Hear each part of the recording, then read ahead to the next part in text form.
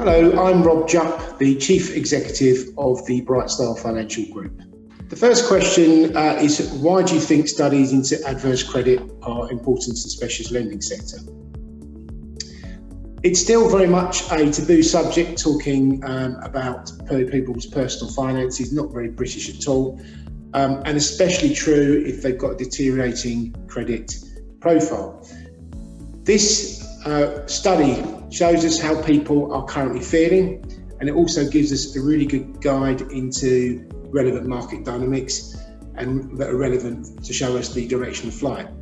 I think also there has been a distinct lack of decent studies done on adverse credit with a deep enough sample group, solid enough methodology, and also I think the fact that this has been undertaken by such a revered consumer research organisation as YouGov gives it extra credibility and strength.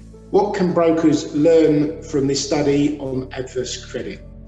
Well, there was a number of things that jumped out at me. Firstly, the size of the market. There's been lots of debate and conjecture over the last decade about how big the UK's specialist adverse market is. And this report believes that it's up to 7 million of adult people in the UK, or 13% of the adult population, which is absolutely enormous.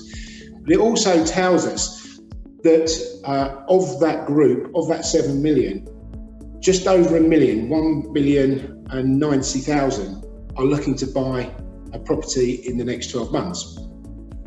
The other thing that I thought was really interesting is the amount of people who said that recommendation from a family member or friend was a main reason why they selected their mortgage broker. And that percentage is going up. It's now 55%, up from 48% in February and 36% at the same time last year.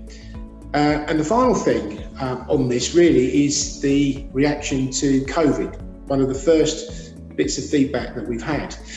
And probably unsurprisingly, over 3/4 of the sample group, 69% to be exact, did say that they believed that the COVID would have effect on them and find it harder for them in the future to obtain a residential mortgage. So the next question was and is, what can lenders learn from this study on adverse credit about the impact on end consumers and their applications? So I think for this question, for me, perception is not reality. 27% of the sample group believed that if they had a CCJ, they'd have to wait at least 5 years before they applied for a mortgage. And an additional 34% of the respondents just didn't know how long they'd have to wait. So you think that's in excess of half the market. As I mentioned previously as well, perhaps unsurprisingly, 69% of the respondents believe that as a result of COVID, it will get more difficult to get a mortgage. But here's the reality. Only 7% of homeowners, according to this report, who had experienced adverse credit before applying for their current mortgage, say that adverse credit resulted in a declined application. And I was quite surprised that that figure was as low as it was. The next question is, what is a misconception about adverse credit this study helps you understand? Well, I think two things stood out for me really. Firstly, that people's perception of adverse and the effect it would have on obtaining a mortgage was much more notable. 34% of respondents believe that they couldn't apply for a mortgage if they had a CCJ for at least 5 years. And the second thing I think is the actual size of the market. There's been lots of debate and discussion about how big this market is, and saying that it's up to 13% of the total UK adult population is amazing. And the final thing I think is the number of consumers that are likely to want to take home ownership and take a mortgage in the next 12 months with adverse.